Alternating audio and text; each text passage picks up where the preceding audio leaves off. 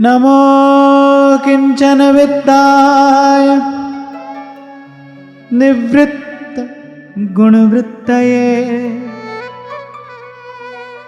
आत्मारामाय शांताय कैवल्यपतये नमः।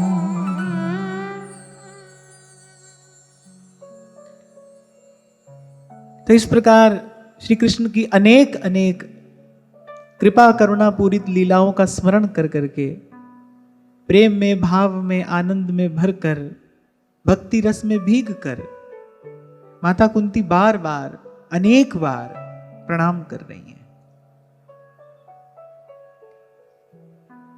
ध्यान देने की बात है, भक्ति आरंभ होती है श्रवण से। भगवान की ओर अगर कोई चले तो उसकी यात्रा का आरंभ होता है श्रवण से। कोई बात कान में पड़ती है, प्रभु की कोई लीला कान में पड़ती है, किसी भावुक भक्त के द्वारा गाया हुआ प्रभु का नाम कभी कान में पड़ता है। यात्रा लेकिन आरंभ यहीं से होती है। पर आगे का क्रम कहता है श्रवणम कीर्तनम विष्णोः स्मरणम पाद सेवनम अर्चनम वंदनम दास्यम सख्यम आत्मनिवेदनम। जब प्रणाम किया जाता है ना, प्रणाम का अर्थ क्या होता है? आप प्रणाम की मुद्रा का अगर आप विचार करें तो कैसे सब कुछ समेट कर आपके चरणों में समर्पित करते हैं। भक्ति का विश्राम है भाव भरा प्रणाम। इसीलिए बार बार मैं आपको स्मरण दिलाता हूं, अनेक अनेक प्रकार से मैंने आपको निवेदन किया कि प्रणाम साधारण नहीं है, प्रणाम अद्भुत है। किसी को प्रणाम करना आ जाए। प्रणाम का वास्तविक अर्थ है आत्मनिवेदन। इसलिए यहां भगवान की लीलाओं का, भगवान की कृपा का, करुणा का स्मरण कर करके माता कुंती को लग रहा है कि भाई अपने आप के निवेदन करने के अतिरिक्त और प्रभु को क्या ही दिया जा सकता है। एक निर्मल निश्चल हृदय के अतिरिक्त इनको क्या निवेदन किया जाए। वहां भगवान का ऐश्वर्य गा रही हैं, और ऐश्वर्य क्यों गा रही है कि प्रभु ऐसा होते हुए भी आपने हमारे लिए कैसी कैसी लीला की। कितना सुंदर संबोधन भगवान को दिया, आत्मा रामाय शांताय कैवल्यपतये नमः। आप मोक्ष के स्वामी हैं, आप मोक्ष के दाता हैं, आप मोक्ष के स्वामी हैं। अरे आपका नाम सुनते सुनते, आपका नाम कहते कहते जीव भव बंधन से मुक्त हो जाता है, उसके कर्म बंधन टूट जाते हैं, और हमारे लिए आपने बंधन में पड़ना स्वीकार किया। और बस ये बात कहते कहते माता कुंती को एक बड़ी सुंदर लीला का स्मरण हो आया। हृदय में तरंगे उठ रही है ना, प्रभु की लीलाओं का स्मरण हो रहा है, आनंद में रोम रोम भींज रहा है, और ऐसी भक्ति भाव में भरकर बार बार प्रणाम निवेदन करती जा रही हैं।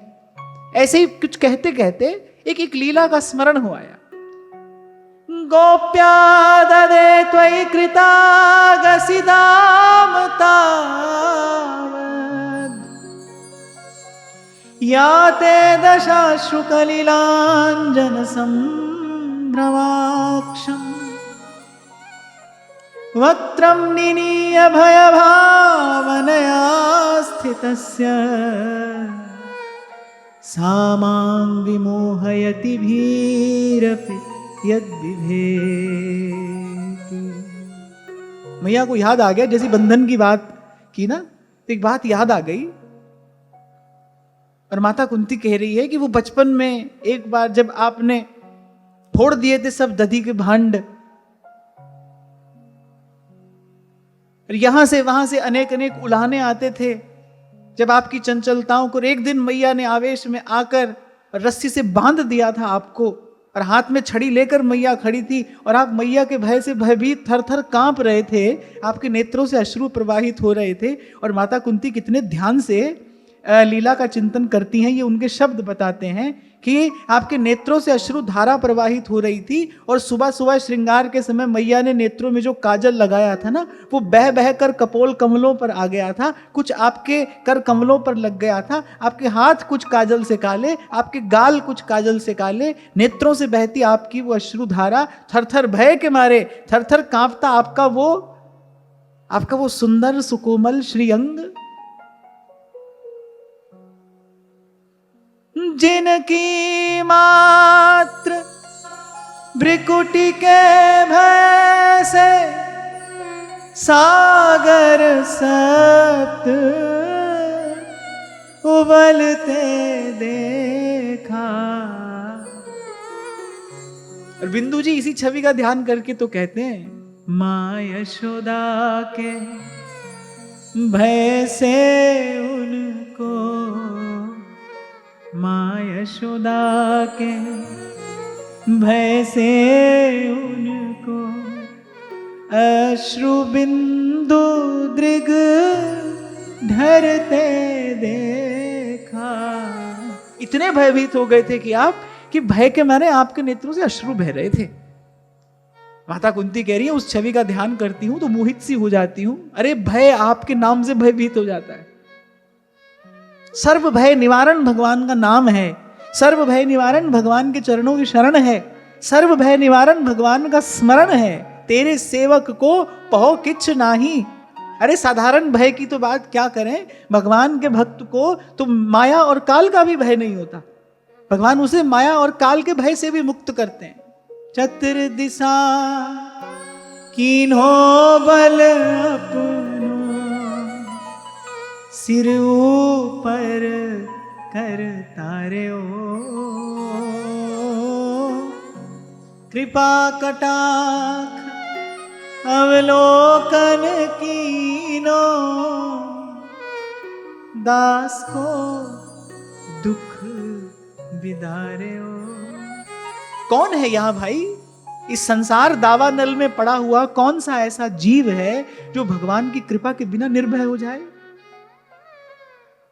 यहां तो भाई ये देखा जाता है, जैसे जैसे संसार में आपकी उपलब्धि बढ़ती है, जैसे जैसे संसार में आपकी प्रतिष्ठा बढ़ती है, वैसे वैसे भय भी बढ़ता है, वैसे वैसे भय भी बढ़ता है। आप देखो आजकल तो भाई ये देखने में आता है, साधु महात्माओं का भेष है जिनका, वो भी अपने आगे पीछे 7-8 पुलिस वाले बंदूक वाले लेकर चलते हैं। बताओ किस बात का भय है? भगवान का नाम होते हुए किस बात का भय है? प्रभु के होते हुए किस बात का भय है? और इतनी सी बात अभी तक समझ में नहीं आई कि अनहोनी होनी नहीं और होनी हो सो होए। किस बात का भय है? पर कभी कभी तो मैं देखता हूं भाई, संसार की आंख पर भी पट्टी बंधी है, यहां भी सबको देखना मदारी का खेल ही है। किसको चाहिए संत, किसको चाहिए सत्संग, तमाशा ही देखना है सबको, मनोरंजन करना है, मनोरंजन होना चाहिए। एक छोटा सा संस्मरण मुझे याद आ रहा है। धर्म सम्राट श्री करपात्री जी महाराज, अद्भुत तपस्वी महापुरुष, शताब्दियों में ऐसी कोई विभूति आविर्भूत होती है धर्म रक्षा के लिए।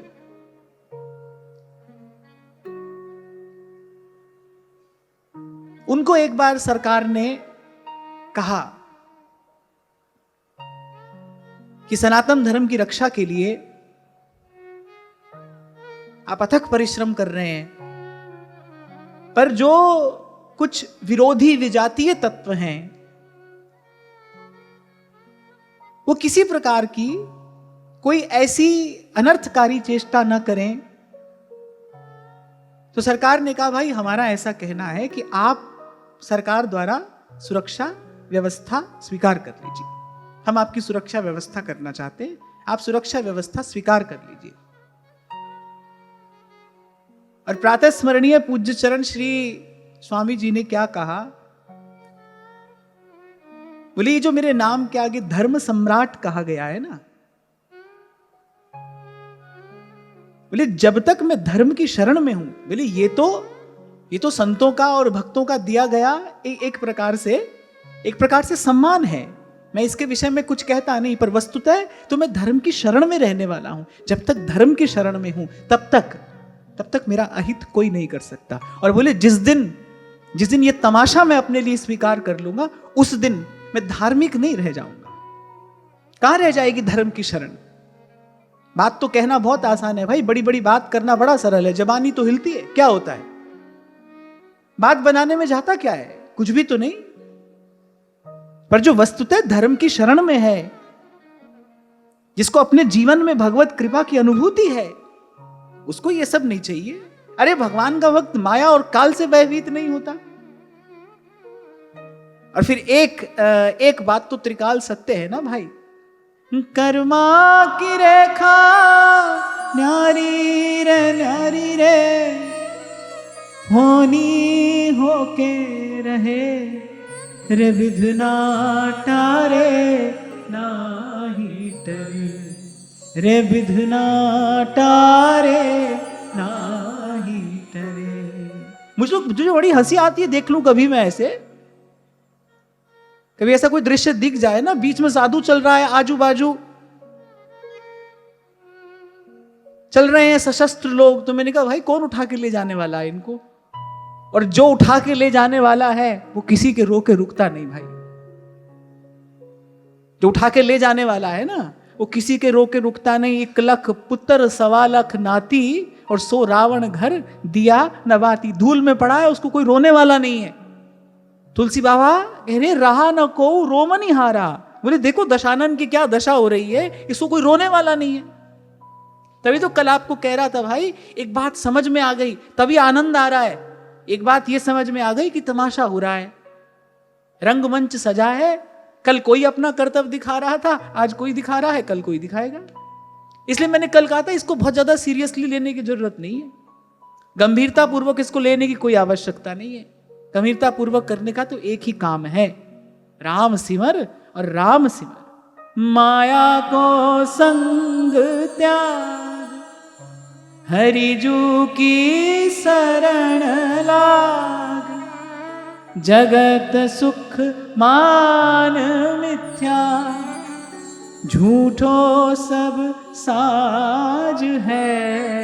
राम सिमर राम सिमर एही तेरो काज है। राम सिमर राम सिमर। और संतों की गुरुजनों की कृपा से जो प्रसाद मिला, उसी प्रसाद के बल पर मैं आपसे ये बात कह रहा हूं, तेरे सेवक को पाओ किछ नाई। प्रभु का जन कुछ भी हो पर भयभीत नहीं हो सकता, उसको भय नहीं है। किसी भी काल में, किसी भी स्थिति परिस्थिति में उसको भयभीत नहीं कर सकता है कोई। भूखा नाहर द्वार पर बैठा गरज रहा है, भूखा सिंह भेजा है राणा जी ने, बोले बस ये छोड़ आओ भाई साहब के महल के दरवाजे पर, बाकी काम तो ये अपने आप कर लेगा। अब वो भूखा नाहर था, खोल दिया पिंजरा। अरे जो बर्छी भाला लेके जो ड्योढ़ीदार खड़े थे वो भी सब भाग गए, उस भूखे नाहर की गर्जना सुनकर वो भी भाग गए। महल में कोलाहल मच गया। जो सखियां सहेलियां थी मीराबाई की, जो सेवा में रहती थी, वो सब चिल्लाने लगी और बिल्कुल निश्चिंत निर्भय, एक हाथ में बैजंती माला अभी अभी बनाई थी गिरधर लाल को धारण कराने के लिए, और एक हाथ में भोग का थाल। जा तो रही थी गिरधर गोपाल की ओर और बस महल के मुख्य द्वार की ओर चल पड़ी श्री बाईसा। सखियां सहेलियां चिल्ला रही हैं, क्या करने जा रही हैं आप? अरे वहां पर कोई ड्योढ़ीदार भी नहीं खड़ा रहा है, आप कहां जा रही हैं? और मीरा बिल्कुल निर्भय, बिल्कुल निश्चिंत, वो कहती है कि तुम व्यर्थ में ही चिंता कर रही हो। मीरा के द्वार पर मीरा के गिरधर के अतिरिक्त और कोई नहीं आ सकता। कौन आएगा मेरे पास? मेरे स्वामी के रहते और मेरे समर्थ स्वामी के रहते, उनकी इच्छा के विरुद्ध कौन आएगा मेरे पास? मेरे द्वार पर जब भी आएंगे मेरे प्रभु ही आएंगे। और बस ले जाकर एक हाथ से माला पहना दी उस भूखे सिंह को, और वो जो अमनिया का थाल था ना, वो हाथ से आगे कर दिया। जैसे आप गैया को गुड़ खिलाते हो ना, ऐसे मीरा अपने हाथ से उस भूखे नार को खिला रही है।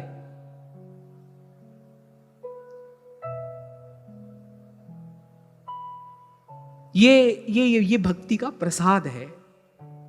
इसलिए कल मैं आपसे कह रहा था भाई, प्रयास तो ये होना चाहिए किसी प्रकार भगवान की सत्ता का हमको अनुभव हो।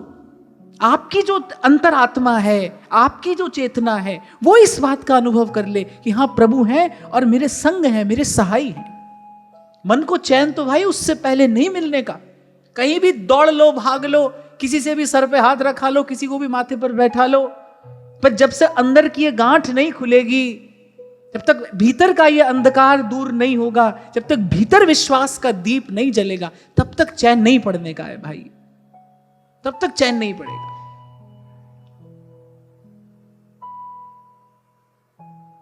तो माता कुंती कह रही है कि अरे भय जिसके नाम से भयभीत होता है, पर आप भयभीत हो रहे थे किस लिए? अपनी मैया से।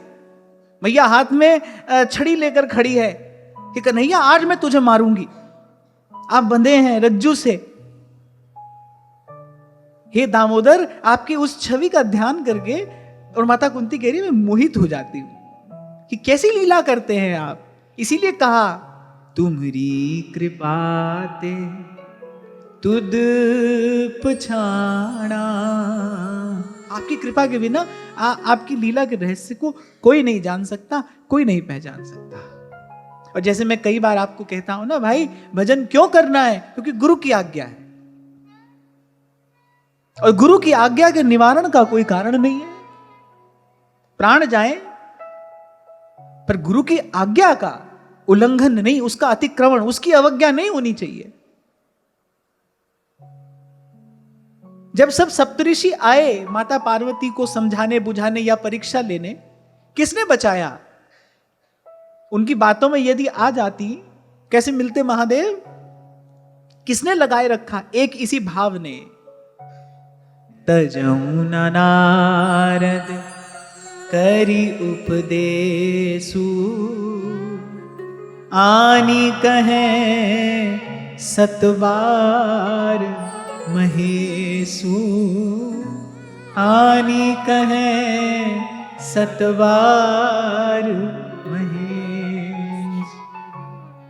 अपने गुरु की आज्ञा को कैसे छोड़ दूं? आप कह रहे हैं कि महादेव आपको स्वीकार न करे, महादेव मुझे 100 बार अस्वीकार कर दे, तो भी मैं ये भजन करूं, मैं ये साधन करूं, मैं महादेव का आराधन करूं, ये मेरे गुरु की आज्ञा है। तजऊ ना नारद करी उपदेश। तो जैसे कई बार मैं आपको कहता हूं ना कि भाई भजन इसीलिए करना है, गुरु की आज्ञा है। ऐसे भगवान की लीला को देखकर केवल एक ही भाव मन में आना चाहिए, केवल एक ही भाव कि प्रभु आपने जो किया, आप जो कर रहे हैं, वो आप अपने भक्तों के सुखार्थ कर रहे हैं, हितार्थ कर रहे हैं। मन के सारे प्रश्न समाप्त हो जाएंगे, बुद्धि का समाधान हो जाएगा इस एक एक भाव से। प्रभु आपने जो किया, आप जो कर रहे हैं, आप मंगल भवन हैं, अमंगलहारी हैं, आप हमारे अपने भक्तों के सुख के लिए, आनंद के लिए, मंगल के लिए, कल्याण के लिए कर रहे हैं। और इसी भाव से भगवत लीला का, भगवत कथा का चिंतन, श्रवण और सेवन किया जाना चाहिए। और हो जाते हैं भगवान भयभीत हो जाते हैं, दिखाते हैं ऐसी ऐसी लीला भी भगवान दिखाते हैं।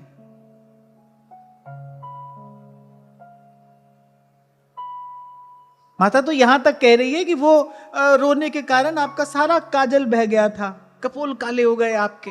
पहले तो आपका वो श्याम श्री अंग, श्याम वर्ण, और उस पर वो काजल की रेख, और आप रोते रोते आप पोंछ रहे थे अपने अपने नन्हे नन्हे कर कमलों से अपने अश्रु। फिर वो जो काजल था वो आपकी हथेलियों का भी स्पर्श पा रहा था। आपकी उस छवि का जब ध्यान करती हूं जैसे विमोहित सी हो जाती हूं। क्या प्रभु आपकी लीला है, कैसा कैसा खेल आप अपने भक्तों को सुख प्रदान करने के लिए खेलते हैं।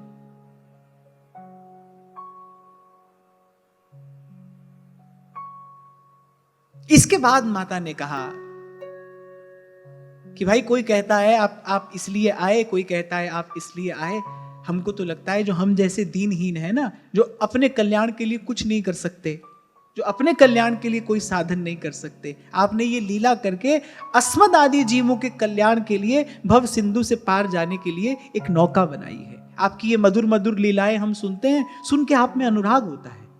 आप देखो श्री कृष्ण लीला का अगर आप श्रवण करो तो चाहे थोड़ी देर के लिए सही, चाहे एक क्षण भर के लिए सही, पर मन दौड़ता है ना प्रभु की ओर, मन में प्रभु की ओर एक आकर्षण होता है, प्रभु के प्रति एक प्रियता का भाव जगता है मन में, श्री कृष्ण की लीला का श्रवण करते करते।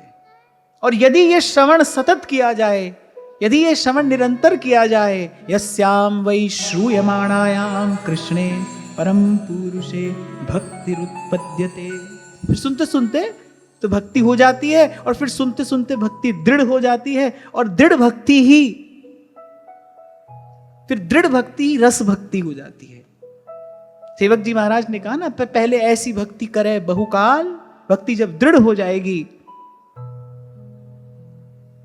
फिर वही दृढ़ भक्ति प्रेम लक्षणा हो जाती है। अनुराग जब दृढ़ हो जाता है, प्रीति जब दृढ़ हो जाती है।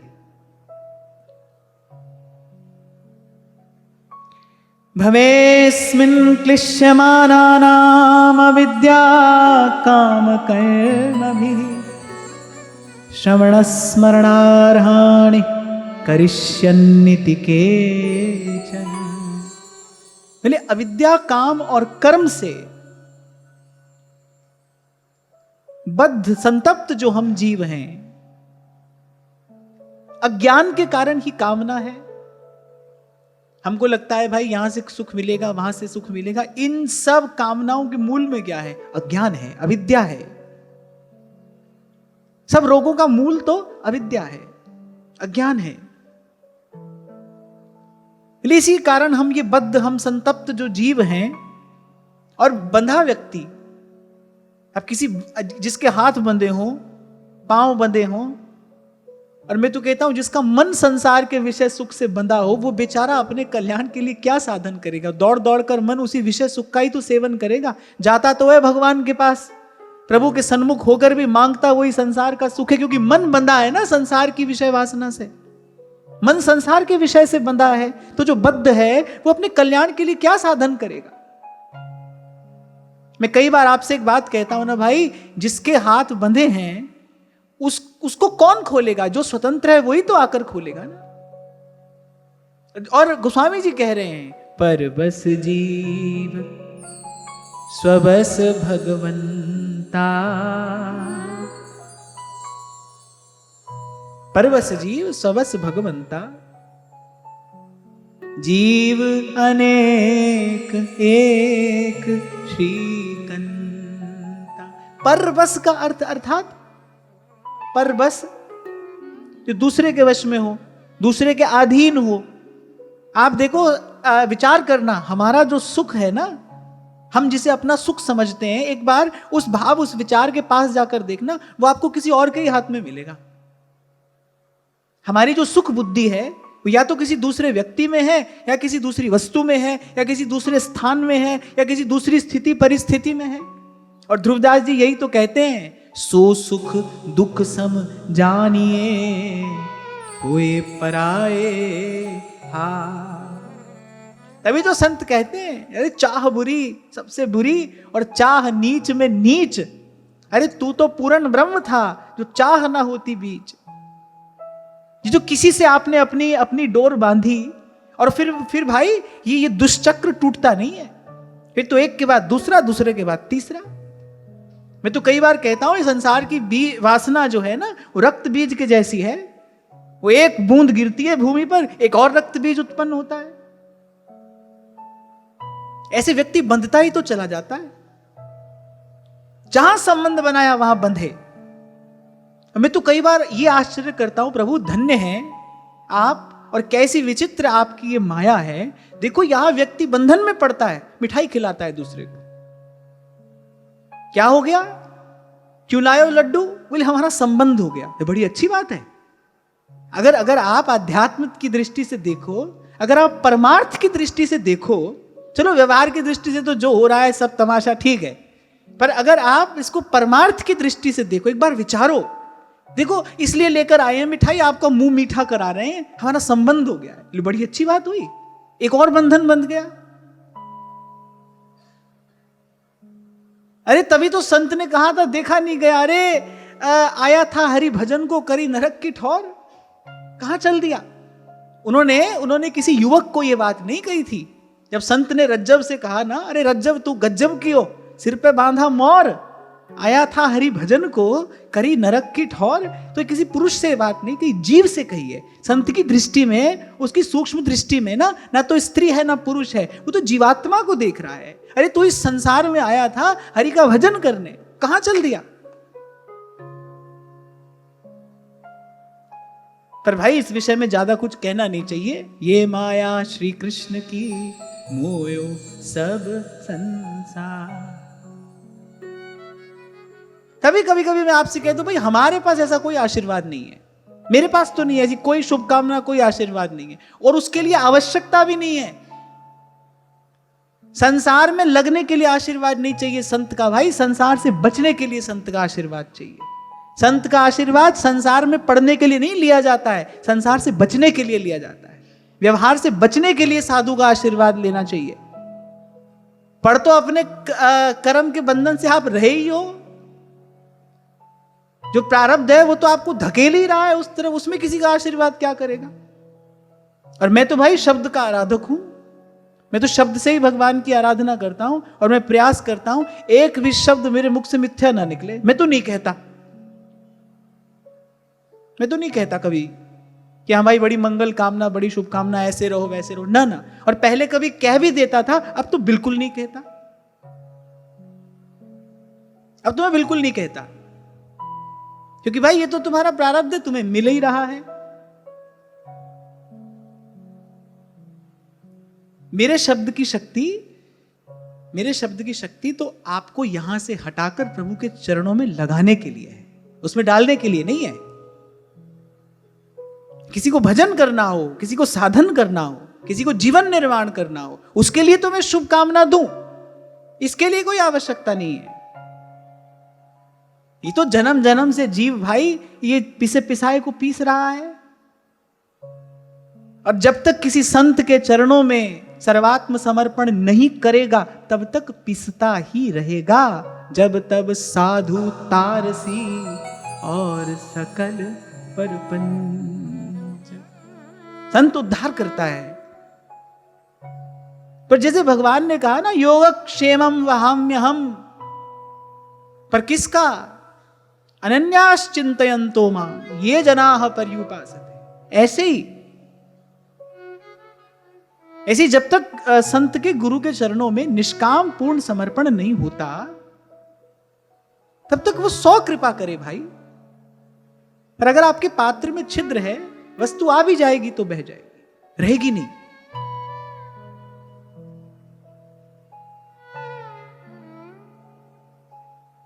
इसलिए उस दिन आपसे मैं कह रहा था बात करते करते कि भाई यहां किसी से मिलने का क्या प्रयोजन है, किसी से मिलने का क्या प्रयोजन? यही बात सबको करनी है। ऐसा हो गया वैसा हो गया, अरे जो हो रहा है होने दो, हमको क्या लेना है भाई, हमको तो कुछ भी लेना नहीं है। फिर कभी कभी कोई कहता है कि भाई आप गुरु हैं, आपसे नहीं कहें तो किससे कहें? हम आपका व्यवहार साधने के लिए आपके जीवन में नहीं आए हैं भाई, और इसके लिए संत गुरु के पास जाया भी नहीं जाता है। अगर आपको इस बात की जानकारी न हो तो हमसे ले लो, और न समझ में आए तो भाई कहीं और अपना रास्ता बनाओ। हमारे पास ये सब नहीं है। ऐसा एक भी आशीर्वाद, एक भी शुभकामना मेरे पास में नहीं है। मेरे पास तो एक ही बात है, राम सिमर राम सिमर। हमको तो एक बात समझ में आ गई है, बिन हरि भजन न भौतरिये, यह सिद्धांत अपे, यह सिद्धांत अपे।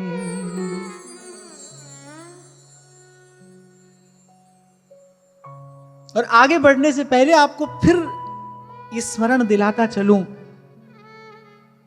कि संतों का, गुरुजनों का आशीर्वाद संसार के बंधन में पड़ने के लिए नहीं लेना चाहिए, नहीं लिया जाता है। और सच्चा संत होगा तो देगा भी नहीं।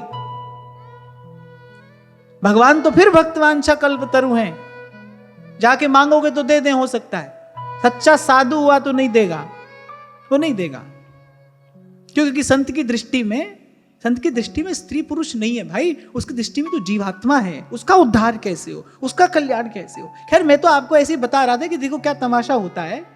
पर परमार्थ की दृष्टि से अगर व्यवहार का विचार करो तो समझ में आता है ना समझ में आता है ना कि जगरी बाता कांची, तभी तो मीरा कह रही हैं श्याम बिना जग खारो लागे, श्याम बिना जग खारो लागे, जगरी बाता कांची, मायरी माई सावरे रंग राची, सावरे रंग राची। अच्छा वो ये बात आ गई, मैं एक बात और भी आपको लगे हाथ कह दूं कि ये जो भी लोग अपने बच्चों की ब्याह शादी का कार्ड दे जाते हैं ना हमारे लिए शंभू जी को, ऐसा बिल्कुल मत किया करो भाई, ये हमारी आज्ञा है, मैं कोई प्रार्थना नहीं कर रहा हूं आपसे, ऐसा बिल्कुल मत किया करो। हमारा मुंह मीठा तो प्रभु के नाम से होता है, मेरी बात अगर मैं करूं तो मेरा मुंह मीठा तो प्रभु के नाम से होता है। हमको भी नाम लेने दो और आप भी नाम लो, नाम जपो, नाम भजो। तो ये सब जितनी भी कोई व्यावहारिक चेष्टा आप लोग करते हैं ना, आप ना किया करिए। और एक और बात भी मुझे कहनी थी, जो भी व्यक्ति अपना कोई प्रश्न या अपनी कोई बात लिखकर मेरे पास में भेजता है, वो उस प्रश्न पत्र पर केवल प्रश्न ही लिखकर भेजा करे, आगे पीछे प्रभु का कोई नाम ना लिखा करे। जैसे आप लोग श्री हरिवंश लिखते हैं, जय श्री राधे लिखते हैं, क्योंकि भाई उस कागज का मैं क्या करूं बाद में? यदि उस कागज पर नाम लिखा रहे तो मैं क्या करूं उस कागज का? आज प्रसंग आ गया तो मैं आपसे ये बात निवेदन कर रहा हूं, केवल टू द पॉइंट अपनी बात लिखा करिए, अपना शब्द, बस जो आपका प्रश्न हो वो आप लिखिए। ये बड़ी दुर्दशा है, और विशेष रूप से हम लोगों की तो ये बड़ी दुर्दशा है। मैं अभी उस दिन जा रहा था कहीं, तो मैंने देखा यहाँ छठीकरा से निकलते ही जो पुल बना है, पुल के दोनों ओर भगवान का लीला चित्रण किया गया है, पुल के दोनों तरफ। अगर ये बात कहीं मथुरा निगम के लोग सुने तो उसका इस पर ध्यान दें, पुल के दोनों ओर भगवान की छवि और भगवान की लीला चित्रण किया गया है। अरे लोग वहां पर थूक रहे हैं और जाने क्या क्या कार्य वहां पर कर रहे हैं। ऐसा धर्म का प्रदर्शन करने से कोई धर्म की रक्षा होती है? ऐसा प्रदर्शन करने से धर्म का प्रचार होता है? और मुझे ये बात कहने में कोई संकोच नहीं है कि ये दुर्दशा केवल हिंदू धर्म में ही आपको देखने को मिलेगी, अन्यत्र आपको कहीं देखने को ये सब नहीं मिलेगा। हमको ही आदत है इतना प्रदर्शन करने की, दुकान के बोर्ड पे ये नाम है। अरे हम तो बीड़ी सिगरेट के कागज पर त्रिशूल छापने से, डमरू छापने से नहीं घबराते हैं।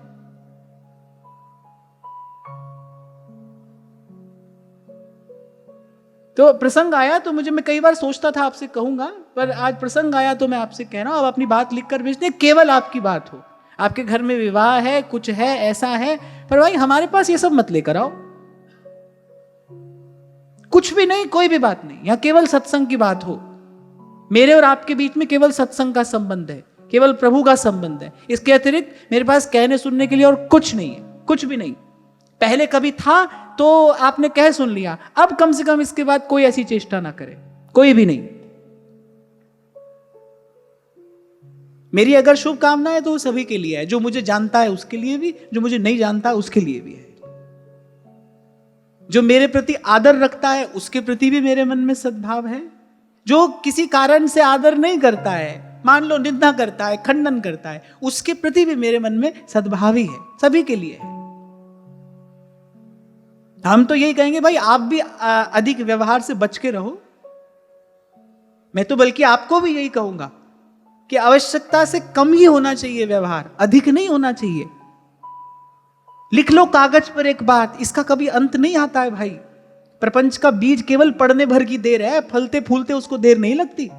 प्रपंच का कभी अंत नहीं आता है। तुम्हारे मन चित्त का जो भटकाव है, जो बिखराव है, वो नए नए संबंध बनने के बाद बढ़ेगा ही, कम थोड़ी होगा।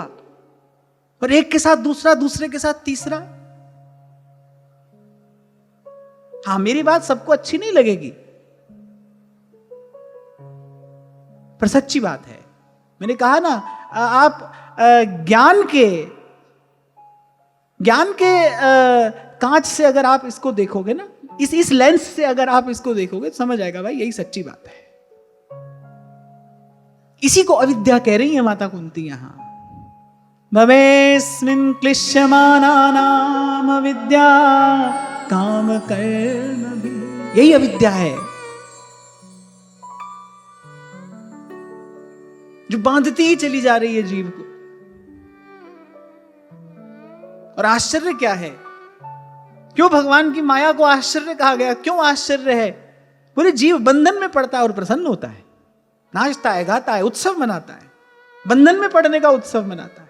संबंध हो गया हमारा इसलिए उत्सव मना रहा है। ये बड़ी विचित्र बात है। तब संत हाथ जोड़ लेते हैं, कहते भाई कुछ कहना सुनना ठीक नहीं, हाथ जोड़ लो। ये माया श्री कृष्ण की भूयो सब संसार। कभी कभी चोट भी लगती होगी मेरी बात से, मैं जानता हूं कभी कभी मेरी बात से चोट भी लगती होगी, पर भाई जो गुरु की सत्ता है उसका यही कार्य है, अंदर हाथ सहारा दे बाहर मारे चोट। पात्र को आकार तो ऐसे ही दिया जाता है, पर मैं साथ साथ ये कहकर आगे बढ़ूं कि अब भी चेत जाओ, अब भी चेत जाओ तो बिगड़ी बात बन जाए। अब भी यदि आप चेत जाओ तो बहुत गई थोड़ी रही सो बीती जाए, इसका विचार करके अब भी चेत जाओ। पर ध्यान रखना, मैं एक बात कहकर आगे बढ़ रहा हूं, आप ये सोचो ना कि किसी दिन भाई बाहर हमारा सब समाधान हो जाएगा, फिर चैन से बैठकर भजन करेंगे। ऐसा दिन, ऐसा क्षण जीवन में कभी नहीं आएगा, कभी नहीं आएगा। इस कार्य के लिए तो आज अभी उठना पड़ेगा। अभी जो है इसको जैसा का तैसा स्वीकार करके आज ही उठना पड़ेगा। जो सोवत है सो खोवत है और जो जागत है सो पावत है। पर भाई देखता हूं मैं कभी कभी इतनी गहरी निद्रा में जीव सोता है, तभी तुलसी बाबा कह रहे मोह निशा सब सोवनिहार। इतनी गहरी निद्रा में जीव सोता है, जगता है, जगकर फिर सोता है, फिर सोता है। नीति तो यह कहती है जिसके पास स्वयं का विवेक नहीं है, शास्त्र उसका क्या हित कर सकता है, शास्त्र उसका क्या कल्याण करेगा। अभी उस दिन महाराज श्री भी मुझे जाने किस प्रसंग में ये बात कह रहे थे, स्वामी श्री शरणानंद जी महाराज जी बात कहते थे, अपने विवेक का आदर करिए। आप अपने ही विवेक का अनादर करते हैं। चारों तरफ तो देख रहे हो, इस संसार की हलचल देखी नहीं क्या? माता को पुत्र के लिए और पुत्र को माता के लिए कभी रोते देखा नहीं आपने? संसार के दुख से दुखी कोई दृश्य नहीं देखा क्या आपने? देखा तो फिर सीखा क्या? जैसे श्री नागरीदास जी कह रहे, दर्पण देखत देखत नहीं।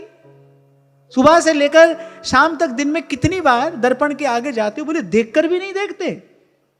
कैसे शरीर जर्जर होता चला जा रहा है, केश श्वेत हो गए, चेहरे पर झुर्रियां पड़ गई, सब यौवन कपूर की भांति हवा में उड़ गया, आप कुछ नहीं कर पाए। बोले पर दर्पण देखत देखत नहीं। ये कितना बड़ा आश्चर्य है, कितना बड़ा आश्चर्य है ये।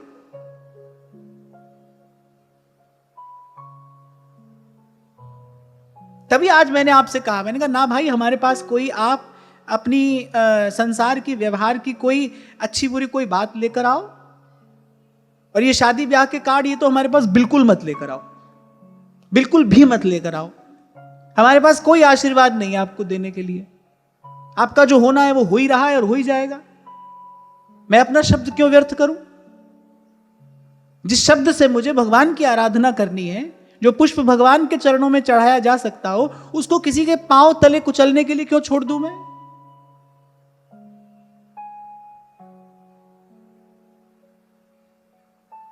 और आप नहीं देख रहे, मैं तो देख रहा हूं। आप नहीं समझ रहे पर मैं तो समझ रहा हूं। जिसको समझ ना आती हो वो व्यक्ति अज्ञ कहलाता है।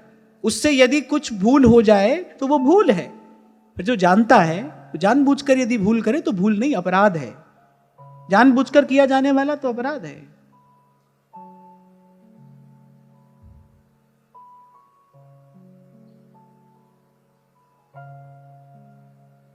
और बुरा मत मानना भाई, कभी कभी ऐसी कड़वी औषधि खानी पड़ती है, अंत में होता हित है। एक बात गांठ बांध कर रखना, तुलसी बाबा कहते हैं जरे साधु ते होए न कारज हानि, हानि नहीं होती है भाई, उससे अंत में लाभ ही होता है। हो सकता है कि आज की औषधि कड़वी हो,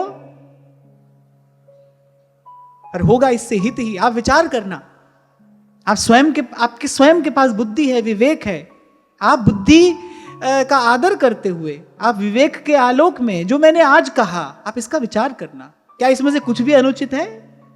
आप कह नहीं पाएंगे। यही सत्य है, जीवन का वास्तविक सत्य तो यही है।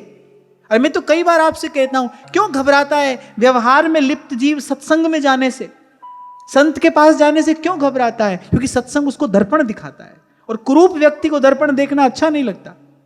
वो दर्पण के सामने नहीं जाना चाहता। क्यों? क्योंकि दर्पण झूठ नहीं कहेगा, दर्पण के पास हृदय नहीं है,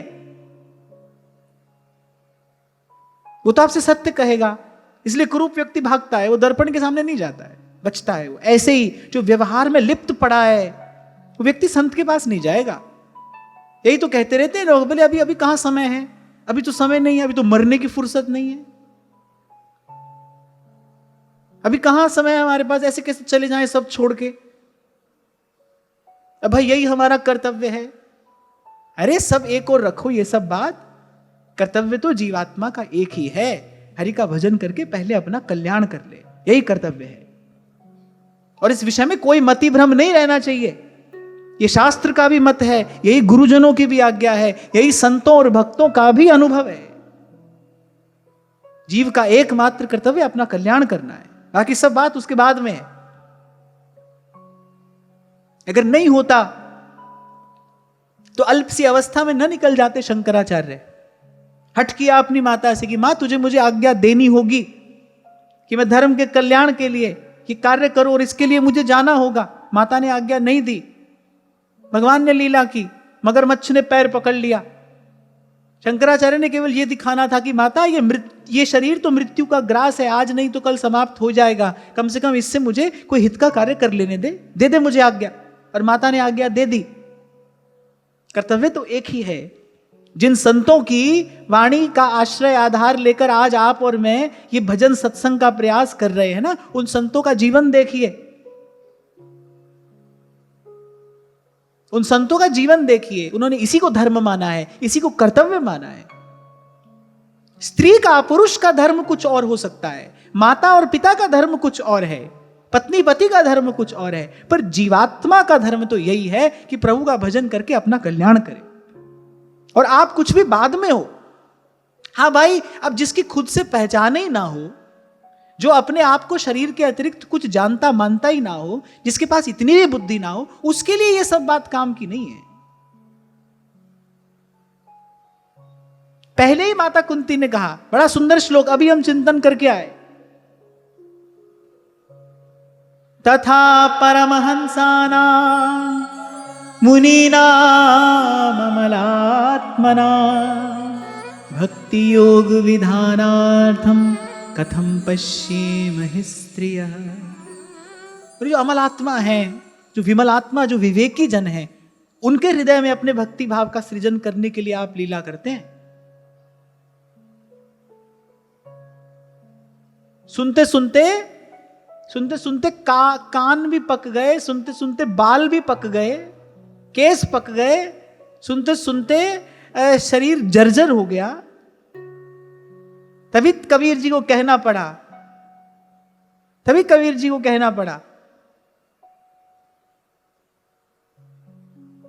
कि फिरा ना मन का फेर। जो सुख बुद्धि रही ना, वो ऐसी रही कि भाई कोई मिलेगा, यहां कोई मिलेगा, यहां इस संसार के बाजार से कोई वस्तु हम ले आएंगे और हम सुखी हो जाएंगे।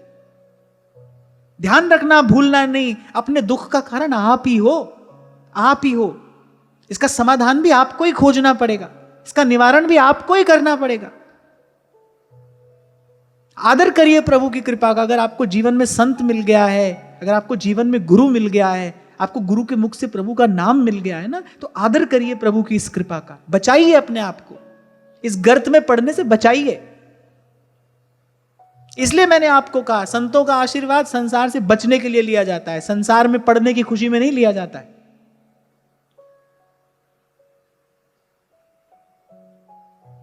कल मैं आपसे कह रहा था ना, भक्त की सामर्थ्य क्या है। कोई मुझसे पूछे ना भक्त की सामर्थ्य क्या है, एक पंक्ति में उत्तर ये है, करता करे न कर सके, गुरु करे सो हो। जो विधाता की लेखनी नहीं कर सकती, वो संत के भक्त के मुख से निकला शब्द कर सकता है। साधु बोले सहज सुभाए, साधु का कहा वृथा नहीं जा, वो कर सकता है। तभी तो मैंने कहा मैं क्यों व्यर्थ गवाऊंगा अपना शब्द। हाँ भाई खुश रहो, दूधो नाओ पूतो फलो, ना ये सब बात ना मुझे कहनी आती है और ना मैं कभी कहता हूं।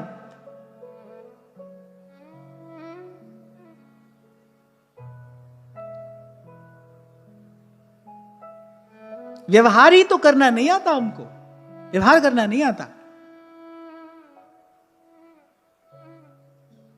और संसार को वही चाहिए, व्यवहार कुशल व्यक्ति हो, वो हमको आता नहीं। इसलिए ज्यादा प्रभु ने धक्का खाने नहीं दिया और पहले ही एक और हटाकर और अपने चरणों की छाव में बिठा लिया।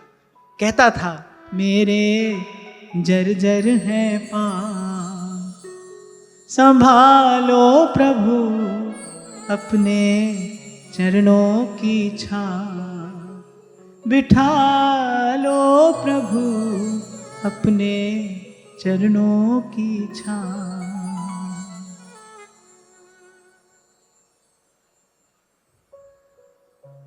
और कल एक और बात मैंने आपसे कही थी, अगर आपको स्मरण हो तो, मैंने कहा था कि भगवान के सन्मुख जाकर अपना ये दुख, अपनी ये पीड़ा निवेदन करो। जानते तो वो सब हैं, पर अंतर्यामी ते बड़ बाहरयामी, नाम सुनाम लिए थे। तुलसी बाबा कह रहे भीर परी प्रहलाद पे, प्रभु प्रगटे पाहन पे ना हिए ते। अपना दुख भगवान से जाकर कहो, सुनेंगे भगवान।